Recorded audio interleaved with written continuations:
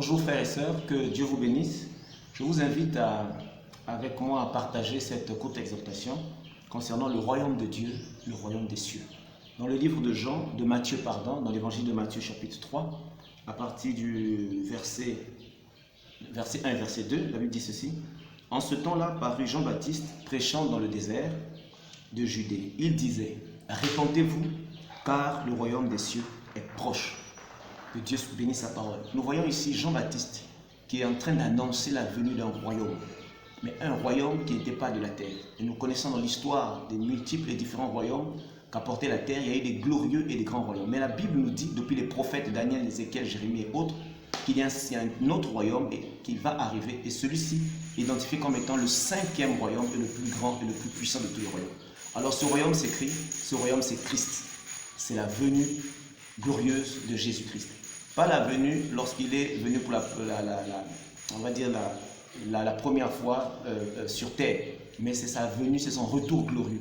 Et donc, Jean-Baptiste dit que la seule manière pour nous d'accéder à ce royaume, c'est par le biais de la repentance. Et c'est quelque chose qu'il faut souligner, car c'est quelque chose que nous ne prêchons plus. Nous faisons croire, d'accord, à la multitude de personnes que la repentance n'est plus d'actualité ou la repentance est une notion obsolète. Non, frères et sœurs, ne vous laissez pas séduire. Sans repentance, il n'y a point pour nous possibilité de rentrer, de voir le royaume de Dieu.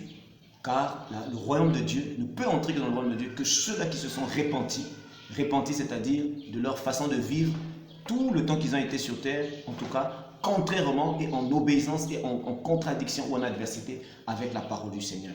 J'aimerais qu'on ajoute une lecture, toujours sous la notion du royaume des cieux, dans Matthieu 6, le verset 7.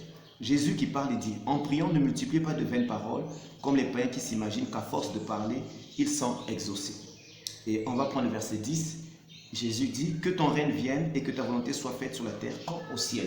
Alors, vous voyez que Jésus est en train d'exhorter les Juifs de son temps déjà, comment est-ce qu'il fallait prier. Jésus ne disait pas qu'il ne priait pas, il priait, mais il ne priait pas exactement comme Dieu voulait qu'il prie afin qu'il soit exaucé.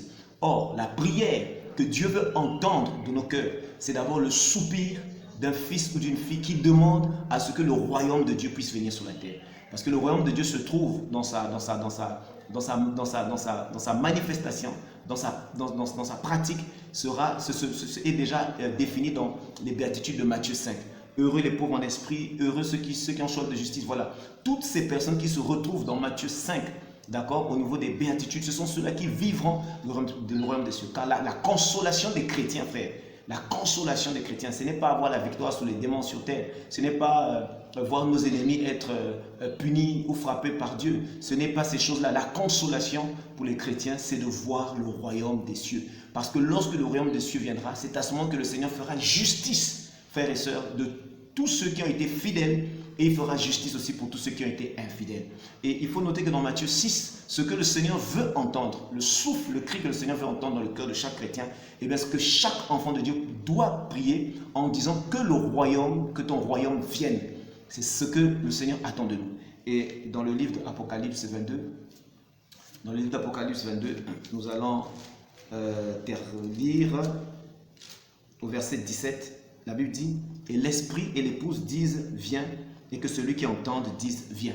Voilà le cri, normalement la prière que doit faire l'Église aujourd'hui, qui est conduite par le Saint-Esprit, dire à l'époux de venir. Or, la venue de l'époux, c'est aussi la manifestation et la venue de son royaume. Que Dieu vous bénisse, frères et sœurs.